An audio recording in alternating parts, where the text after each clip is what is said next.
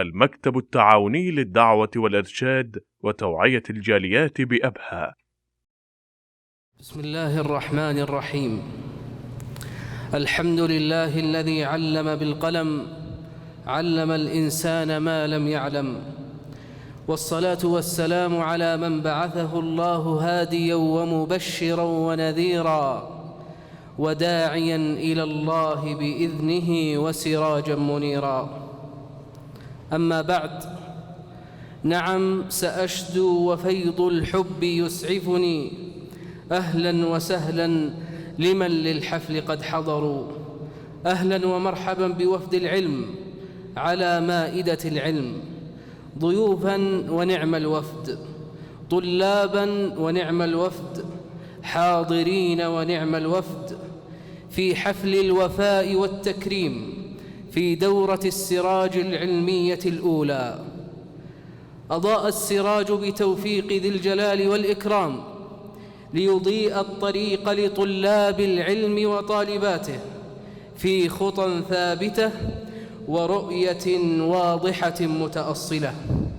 حضورنا الكرام، كتاب الله للأبرار نور، به تحيا القلوب وتستنير.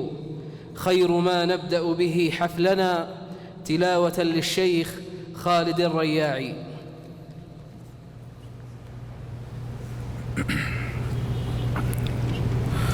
أعوذ بالله من الشيطان الرجيم. بسم الله الرحمن الرحيم. إن الذين يتلون كتاب الله وأقاموا الصلاة وأنفقوا مما رزقناهم سرا وعلانية يرجون تجارة لن تبور ليوفيهم أجورهم ويزيدهم من فضله إنه غفور شكور.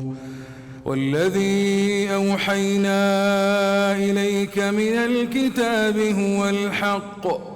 هو الحق مصدقا لما بين يديه إن الله بعباده لخبير بصير.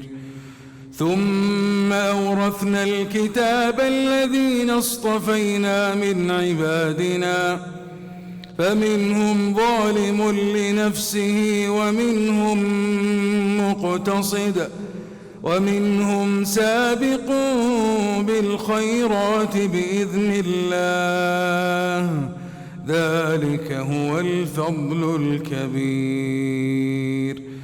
جنات عدن يدخلونها يحلون فيها من أساور من ذهب ولؤلؤا ولباسهم فيها حرير. فقالوا الحمد لله الذي أذهب عنا الحزن إن ربنا لغفور شكور. الذي أحلنا دار المقامة من فضله لا يمسنا فيها نصب ولا يمسنا فيها لغوب.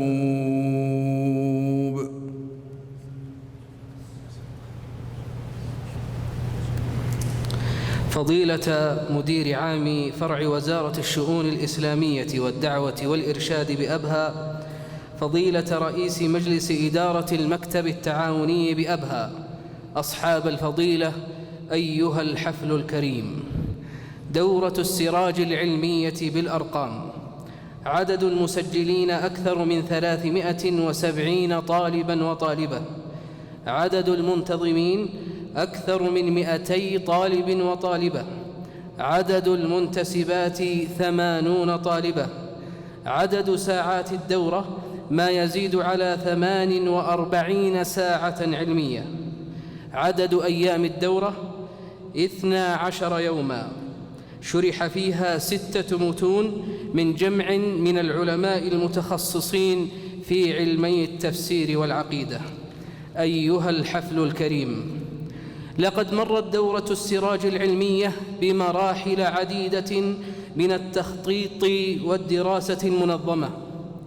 فبعد إقامة الدورات التأسيسية في 5 سنوات مضت، جاءت فكرة دورة السراج العلمية لتكون مرحلة ثانية لطلاب العلم وطالباته، ولتكون أكثر تخصصاً في مجالات علوم الشريعة. وقد كانت فكرة هذه الدورة يعود فضلها بعد فضل الله تبارك وتعالى إلى مجموعة من أهل العلم والفضل، منهم فضيلة شيخنا الدكتور عبد الله بن محمد الشهراني عليه رحمة الله تعالى.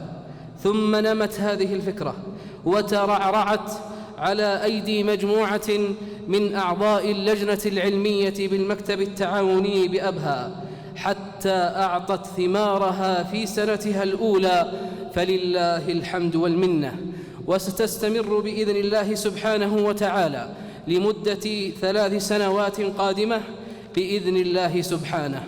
حفلنا الكريم الآن كلمة المكتب التعاوني للدعوة والإرشاد بأبها، يتفضل بإلقائها رئيس مجلس إدارته الشيخ الدكتور عبد الله بن علي أبو عشي حفظه الله.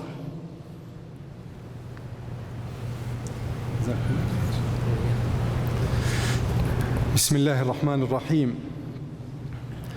الحمد لله الذي بنعمته تتم الصالحات، وأصلي وأسلم على منقذ البشرية من ظلمات المعتقدات إلى نور الإسلام. ثم أحييكم بتحية الإسلام، فالسلام عليكم ورحمة الله وبركاته. فضيلة مدير عام فرع وزارة الشؤون الإسلامية والدعوة والإرشاد بمنطقة عسير، أصحاب الفضيلة، أصحاب السعادة، يشرفني في هذا المقام وباسم مجلس إدارة المكتب التعاوني للدعوة والإرشاد وتوعية الجاليات بأبها أن أرحب بكم جميعا في هذا اليوم البهيج. بهيج لأننا نحتفي ونحتفل بكوكبة من، لا أقول الدارسين والدارسات، بل بكوكبة من الدعاة والداعيات، والذين درسوا على مدى 12 يوما، وبالإحصائية التي أثلج صدورنا بها فضيلة الشيخ عبد المجيد الشاطي جزاه الله خير، المنسق للجنة العلمية. فأقول في هذا اليوم البهيج نلتقي مع هذا المشروع العظيم السراج، وإذن لي أن أضيف كلمة المنير في دورته الأولى، لكي نحتفي وندعو المولى القدير أن يزل المثوبة لكل من شارك في هذا المشروع. ما كان هذا المشروع وغيره من المشاريع المكتب لتتم لولا توفيق وسداد من الله سبحانه وتعالى، ثم الوقفة والإسناد المتميز لمقام إمارة منطقة عسير وفرع وزارة الشؤون الإسلامية والدعوة والإرشاد، وأيضا كوكبة من علماء أجلاء قامت على أيديهم هذه المناشط. لهم منا جزيل الشكر والامتنان. وعندما نتكلم عن القامات العلمية نتكلم عن شخص قد لا يكون بيننا ولكنه معنا بأثره الكبير، بل من أثره الكبير هذه الدورات والخيمة الدعوية التي ليست منكم ببعيد. أنني أتكلم عن فضيلة الشيخ عبد الله بن محمد الشهراني وجهوده التي لا ينكرها أحد. فأقول أسأل المولى القدير أن نزل له المثوبة ويجعل الفردوس الأعلى مثواه. جاء هذا الرجل المبارك إلى إدارة وكان لا يوجد من هذه الإدارة إلا الاسم، المكتب التعاوني للدعوة والإرشاد، وهي هذه الإدارة التي نحتفي اليوم بنشاط من نشاطاتها وتوعية الجاليات، وكان فيها نشاط لا بأس به. فبإخلاصه والتمام كوكبة من العلماء والأجلاء وبعضهم معنا الآن استطاع أن يجعل هذا المسمى يتبلور في نشاطات نوعية، لا أقول على مستوى منطقة عسير، بل أصبحت على مستوى المملكة العربية السعودية، وأصبحت بعض المناشط النوعية بيت خبرة تأتي الوفود من شتى مناطق المملكة العربية السعودية لتستأنس بهذه النشاطات والخيمة السياحية الدعوية. وخاصة هذا العام تميزت بشيء لم يكن له سبق، لا في نوعيات المحاضرات ولا في اختيار المواضيع التي تتناسب مع العصر ولا في العدد. فنسأل الله المولى القدير أن يجعلنا من الشاكرين لنعمائه. أعود وأقول أيضا ما كادت تتم هذا المشروع وهذا السراج المنير لولا الله، ثم أيضا وقفت الداعمين المساندين لهذا المشروع العظيم. وعندما نتكلم مع من وقف مع هذا المشروع فنتكلم عن مركز تفسير للدراسات القرآنية، ونتكلم أيضا عن مركز الفكر المعاصر كما ترون، ونتكلم عن وقبل هذا ولم أجعله إلا في الأخير لأهميته الجمعية السبيعي، جمعية محمد وعبد الله السبيعي الخيرية، التي لهم السبق في الوقوف والدعم المادي والمعنوي لهذه الدورة، فلهم منا جزيل الشكر وخالص الامتنان. مضيفنا في هذا المشروع هذا الجامع المبارك، جامع الشبلان، وكوكبة من المشرفين عليه، وعلى رأسهم فضيلة الشيخ خالد جزاه الله خير. استضافوا هذا النشاط واستضافوا قبله وسيستضافون بعده بإذن الله العدة من الندوات والمحاضرات وأيضا النشاطات المختلفة، فلهم منا أيضا جزيل الشكر وخالص العرفان. عندما نتكلم عن هذا النشاط فنتكلم عن باقة من الأنشطة المختلفة، ومن ضمنها هذا النشاط. على المستوى المحلي وخاصة كلكم على علم بهذا الشيء، نتكلم عن عدة إدارات تنضوي تحت المكتب التعاوني للدعوة والإرشاد وتوعية الجاليات، ومن نشاطاتها النوعية هي نشاطات كثيرة، ولكن الوقت لا يسمح أن أسردها، وإنما على عجالة أقول هنالك نشاطات نوعية فعلا وأصبحت بيت تجربة. فالخيمة الدعوية، وأيضا مركز إعداد الداعيات، والقوافل الدعوية التي كادت تأخذ بأيدي كثير ممن زلت بهم القدم وأصبحوا الحمد لله الآن منارات ودعاة في هذا المناشط، ومناشط كثيرة منها الدورات العلمية، وهذا الذي نشهده اليوم واحدة من هذه النشاطات. هذا على المستوى المحلي. أما على المستوى العالمي فأزف إليكم بشرى أن مشروع مدى، وربما البعض لا يعني ليس على اطلاع بمدلول مدى. عندما نقول مدى نقصد بالميم مشروع، والدال الدعوة، وألف الإلكترونية. مشروع الدعوة الإلكترونية اختصرنا له مسمى مدى. أصبح هذا المشروع وهو مشروعكم ومشروع كل غيور على هذا الدين يخاطب 193 دولة في العالم ب26 لغة، ولله الحمد. يقدم لهم مختلف المواد المرئية والمقروءة والمسموعة للتعريف بالإسلام. بل لم نستطع في هذا المشروع أن نحتوي ونرد على الإيميلات البريد الإلكتروني الذي يأتينا من 193 دولة في العالم. وأصبح أي إنسان في العالم عندما يضع كلمة إسلام أو القرآن أو محمد صلى الله عليه وسلم، أي مفردة لها علاقة بالإسلام، يظهر أمامه أو أمامها على الشاشة مئات إلى لم تكن ألوف من المواقع، فيها الجيد وفيها السيء. ومن ضمن هذه المواقع موقعكم أنتم، وهو www.islamunveiled.org، وهذا هو موقع مدى. فعندما يفتح هذا الموقع يشاهد الكتب التي تجاوزت عناوينها إلى 108 عنوان. ووفقنا المولى عز وجل بأنني حرصت على اختيار مواضيع تناسب العصر وتناسب ما يقال عن الإسلام أو ما يتهم به الإسلام وهو منه بريء. فكانت هذه الكتب وهذه المواد التعريفية بالإسلام تناقش الإسلام والنصرانية، الإسلام والإرهاب، حياة الرسول صلى الله عليه وسلم، مكانة المرأة في الإسلام، سير الصحابة، وهكذا. ثم عن كل كتاب نضع سطرين تعريفية بمحتوى الكتاب لكي نساعد الزائر الذي يزور هذا الموقع على شبكة المعلومات في اختيار الكتاب المناسب. وأنتم تعلمون أن أحيانا عنوان الكتاب لا يعطي المدلول الصحيح لمحتواه، فأصبحنا نساعد الزائر ونحتويه بأن نوضح مثل هذه الأمور.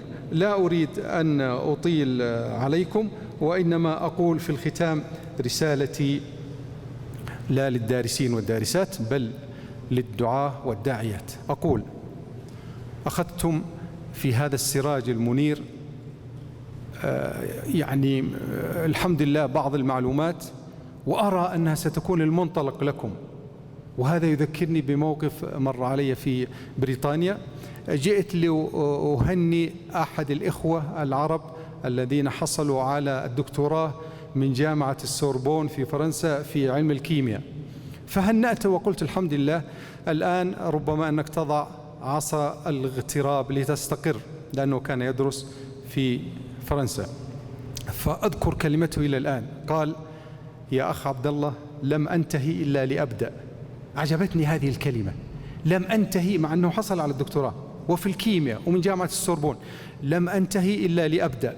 فأنا أقول لأبنائي وبناتي من شارك في هذه الدورة، أقول لعل بل ستكون، أنا على يقين أنكم كذلك، أن هذه الدورة هي منطلق لكم في الاستزادة من العلم والتعمق في العلم، وأيضا نشر هذا العلم، خاصة أننا نعيش وللأسف في عصر شوهت فيه الصورة الناصحة للإسلام ووسطية الإسلام واعتدال الإسلام.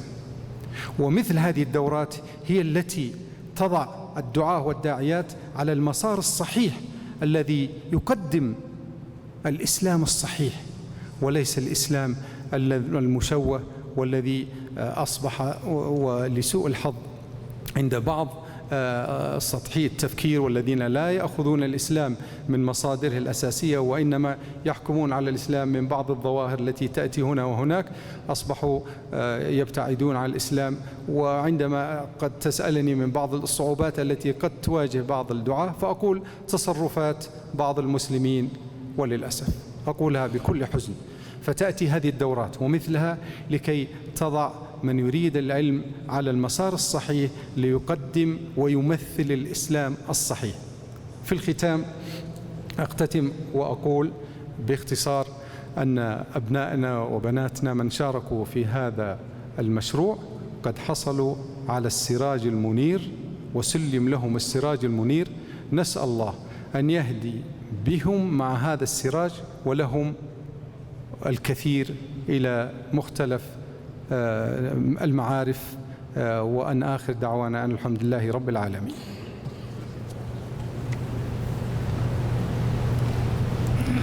شكر الله لكم صاحب الفضيلة وجزاكم خيرا. وللقصيد في دورة السراج مكان، يتفضل الشاعر الحسين بن أحمد النجمي بإلقاء قصيدته.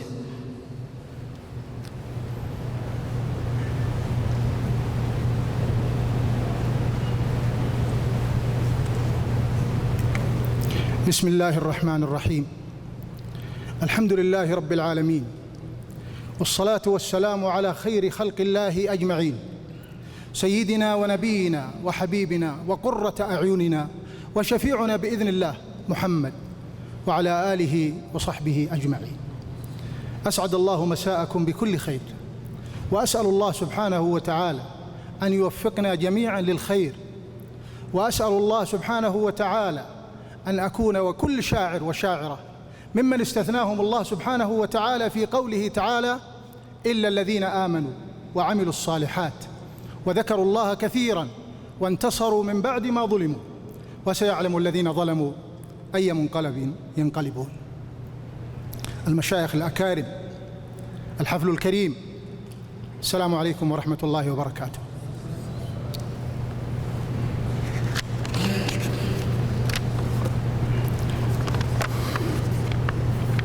دعاء أرجو أن تؤمنوا عليه قبل قصيدتي. يا من حفظت محمداً في الغار،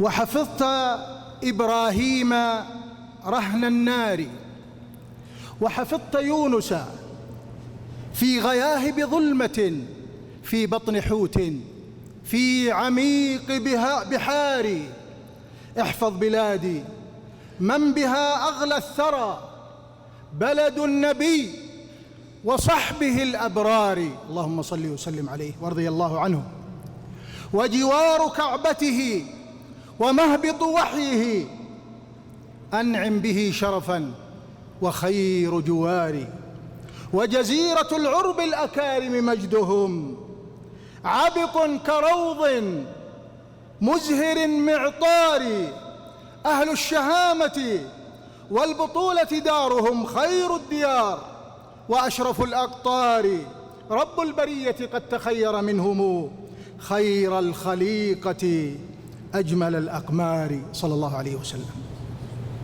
وعليه قد نزل الهدى في أرضنا، يجلو ظلام الشرك بالأنوار، فأضاءت الدنيا بنور نبينا، وأزاح عنها ربقة الآصار، أحيا به الرحمن في أرواحنا توحيده وهو العظيم الباري، أما الذي في حمأة الشرك ارتمى فلقد هوى من فوق جرف هاري، إن لم يتب لله قبل مماته فضلاله يهوي به في النار والعياذ بالله.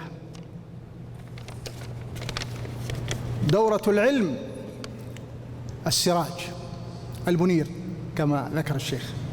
يا دورة العلم طاب الغرس والمجنى، يا دورة العلم طاب الغرس والمجنى، شع السراج وأضحى نوره أسنى، بوركتم يا رجال العلم وانطلقت خيل الطموح لمن لا يقبل الأدنى، نشرتم الخير أحسنتم بصنعكم، ومن دعا للهدى نرجو له الحسنى، ونرجوها للجميع إن شاء الله. نشرتم الخير أحسنتم بصنعكم، ومن دعا للهدى نرجو له الحسنى، بدورة تنشر التوحيد تحرسه وتحفظ الفكر والإيمان والأمن، هذبتم الجيل من فكر يحاصرهم يسعى بباطله أن يهدم المبنى. توحيدنا هو حبل للنجاة لنا، فيه الفلاح به كل الورى سدنا، عليه دين الهدى قد قام قائمه، عقيدة وبها أحكامه تبنى، عليه خير عباد الله ودعنا، إن أبعدتنا يد عن دربه تهنى. يا دورة جامع الشبلان يحضنها، بصيف أبها أقيمت نفعها يجنى، فالعلم بالدين نبراس الحياة لنا، فالعلم بالدين نبراس الحياة لنا، بحر عميق به للدر قد غصنا، من بات يقري النهى بالعلم كان له من الثواب رصيد بعد أن يفنى، فطالب العلم يسمو بالدنا شرفا، فطالب العلم يسمو بالدنا شرفا، بالله عن متع الدنيا قد استغنى، بالعلم نعرف قدر الله خالقنا، نخشاه عما نهانا عنه قد تبنى. يا ربي فانفع بها من كان يحضرها، من كان بالمصطفى المختار مستنى، ووفق القائمين الداعمين لها، كل عليهم بما قد قدموا أثنى. وزارة لشؤون الدين قد سكبت جهودها، وبها في غبطة تعنى. يا رب سدد خطاهم للفلاح بما قد قدموه من الخير الذي ذقنا يا ربي. واجمع جميع الحاضرين وكل المسلمين إن شاء الله يا ربي، واجمع جميع الحاضرين هنا في جنة الخلد، واجعلها لنا السكنى إن شاء الله تعالى. قولوا آمين. كلنا للوطن الغالي جنود، وله بالروح والمال نجود، ويقود الركب سلمان التقى ورجال الحكم من آل سعود. هم مصابيح الدجى في أرضنا، فلهم من شعبهم أزكى الورود، أمراء لهم منا الوفا، وإذا نادوا وثبنا كالأسود. وعسير الخير أضحت جنة أجمل البلدان في هذا الوجود، صيفها أرجوحة فوق المدى، وهواها من شذا مسك وعود. وطني يفديك آساد الشراء، دمنا نبذله دون الحدود. سامحوني إن كان ثمة قصور، فلكم في قلبي من الحب قصور، ولأن مشاعري نحو أهل العلم ونحوكم جميعا فوق مستوى الكلام قررت أن أسكت. والسلام.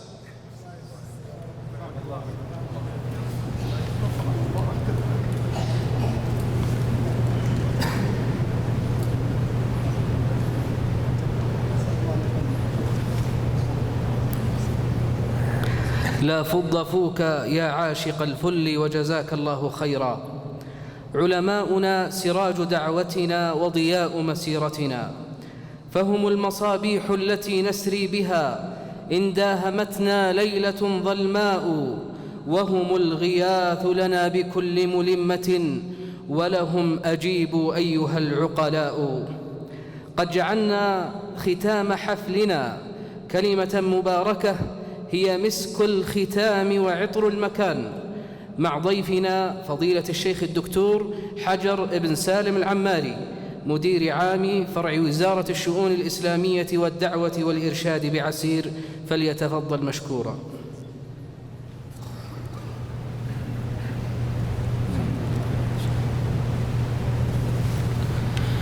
السلام عليكم ورحمة الله وبركاته. الحمد لله والصلاة والسلام على رسول الله وعلى آله وصحبه ومن والاه سلم تسليما كثيرا. أما بعد، أيها الحضور الكريم، أشكر من كان سببا في هذه الدورة المباركة، أشكر المشايخ الفضلاء القائمين عليها، وأشكر الطلاب والطالبات الأفاضل الذين درسوا فيها، ولله درهم. نحمد الله عز وجل أننا في بلاد الحرمين المملكة العربية السعودية، أننا في بلاد أمن وأمان، ولولا نعمة الأمن التي نعيشها ما جلسنا نحن وإياكم في هذا الزمان والمكان، فلله الحمد من قبل ومن بعد. اسمحوا لي أن أرفع الشكر والتقدير لأمير هذه المنطقة الأمير فيصل وفقه الله، فسحه لهذه الخيمة الكبيرة العريقة التي ترونها بجوار هذا الجامع، فسحه لجميع المناشط الدعوية بالمنطقة، ومن ضمنها هذه الدورة، دورة السراج المنير، فنسأل الله له التوفيق والإعانة. ثم نرفع الشكر لمعالي وزير الشؤون الإسلامية والدعوة والإرشاد الشيخ صالح بن عبد العزيز آل الشيخ، موافقته الكريمة على هذه الدعوة وهذه المحاضرات وهذه السلسلة وهذه الدروس التي ترونها في عامة منطقة عسير، ويسأل عنها وعن أسمائها وعن المحاضرين بها، ثم يسأل عن ثمارها ونتائجها وتقارير ترفع عنها.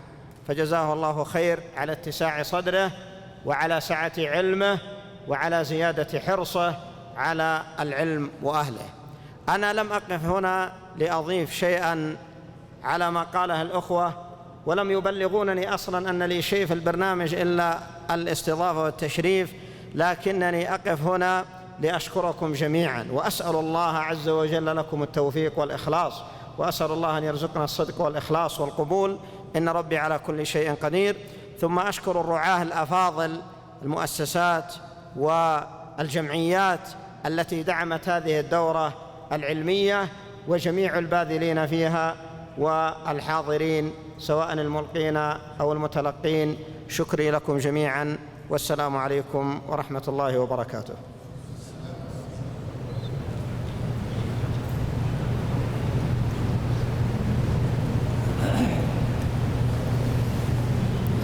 شكر الله لكم شيخنا الكريم وجزاكم خيرا. أيها الحضور المباركون، وصلنا إلى لحظة التكريم لأهل التكريم، وأول ما نبدأ به هو فرع وزارة الشؤون الإسلامية والأوقاف والدعوة والإرشاد بعسير، ممثلا في الدكتور حجر ابن سالم العماري.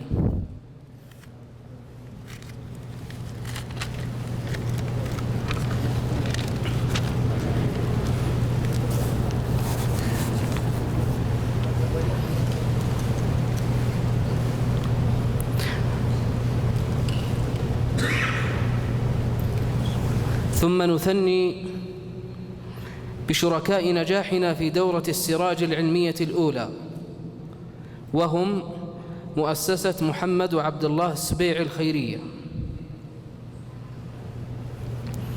يمثلهم الشيخ محمد أبو مدرة.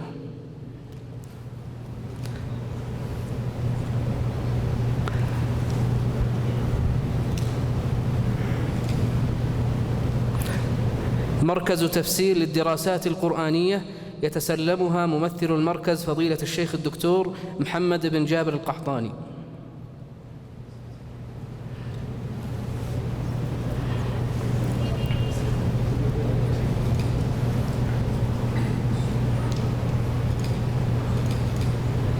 مركز الفكر المعاصر، يتسلمها نيابة عنهم ممثلهم الشيخ يوسف مهدي.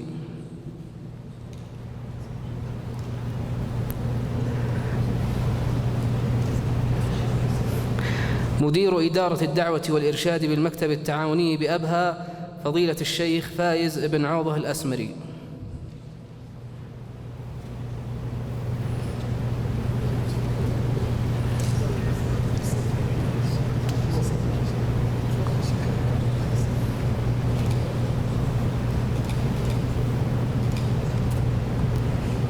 مدير البرامج بالمكتب التعاوني بأبها الشيخ محمد بن مشبب أبو مدرة.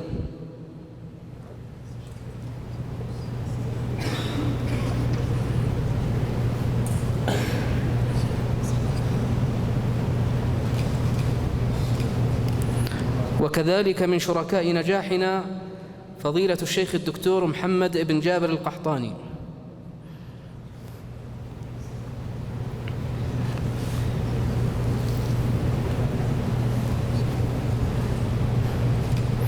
وسعادة الدكتور سعيد بن علي الشبلان، يتسلمها إمام الجامع الشيخ خالد الرياعي.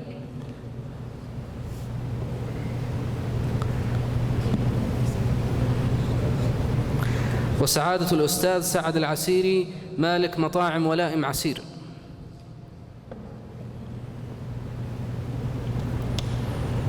وكذلك الشيخ يوسف بن محمد مهدي.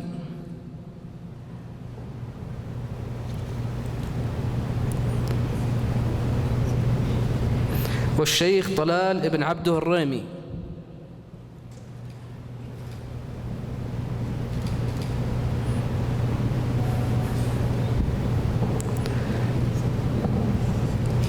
وكذلك مصور دورتنا وموثقها الأخ مختار بن محمد الأهدل.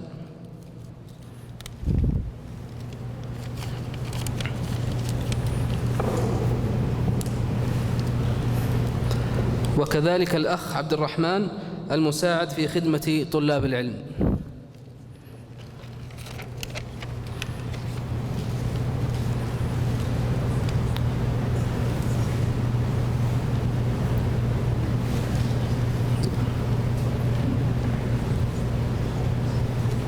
ثانياً الطلاب أصحاب المراكز الأولى في دورة السراج العلمية. حصل على المركز الأول الأستاذ أحمد بن إبراهيم عبد المطلب، حصل على 3000 ريال.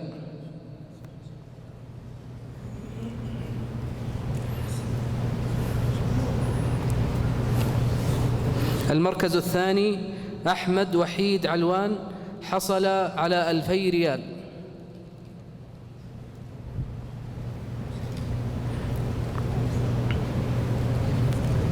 المركز الثالث الأستاذ محمد بن أحمد الفيفي، وحصل على 1000 ريال.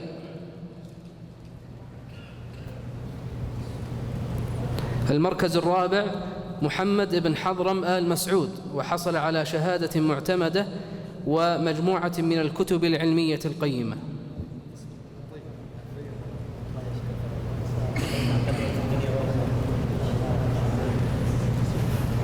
المركز الخامس الأستاذ إبراهيم آل ناشع، وكذلك حصل على مجموعة من الكتب العلمية القيمة.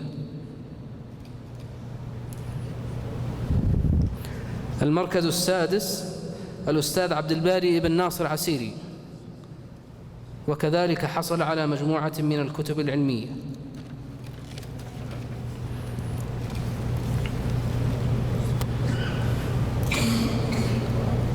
ننتقل إلى الطالبات صاحبات المراكز الأولى في دورة السراج العلمية الأولى، حيث حصلت على المركز الأول الأخت سارة بن سفر آل غنوم، وحصلت على 3000 ريال يتسلمها ولي أمرها.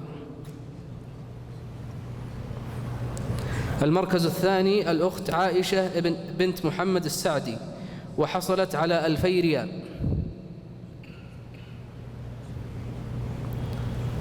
المركز الثالث صباح بنت محمد الرزيني، وحصلت على 1000 ريال يتسلمها ولي أمرها إن كان موجود. والمركز الرابع الأخت منى بنت عبد الله حميدان،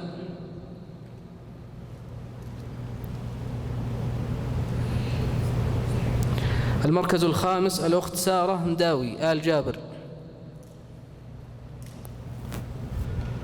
إن كان أولياء أمورهن موجود فليتفضل. المركز السادس سعيدة التليدي. ثم ننتقل إلى الطلاب الذين تميزوا في تلخيص شروح المتون العلمية التي شرحت في دورة السراج العلمية الأولى. الأول محمد بن حضرم آل مسعود،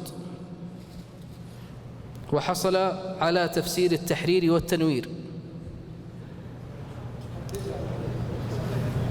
الثاني محمد بن علي أبو طالب، وحصل على تفسير الطبري.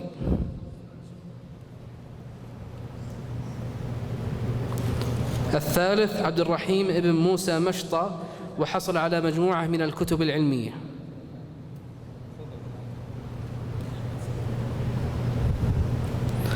الرابع يحيى بن علي مدخلي، وكذلك حصل على مجموعة من الكتب العلمية.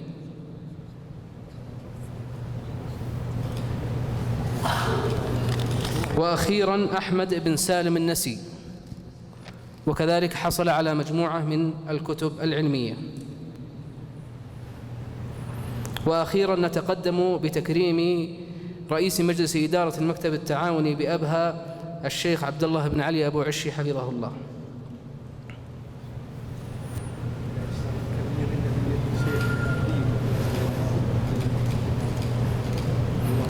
في ختام هذا الحفل المبارك يطيب لنا أن نتوجه بالشكر الجزيل لكم أيها الضيوف الكرام، وشكر خاص لمن ساهم في إنجاح هذه الدورة المباركة.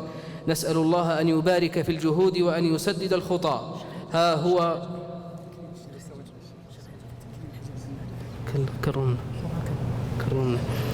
هو وقت الوداع حان، وزمان البين آن، وإلى لقاء قريب وعلى مائدة العلم نجتمع بمشيئة الله. وسلام على المرسلين، والحمد لله رب العالمين.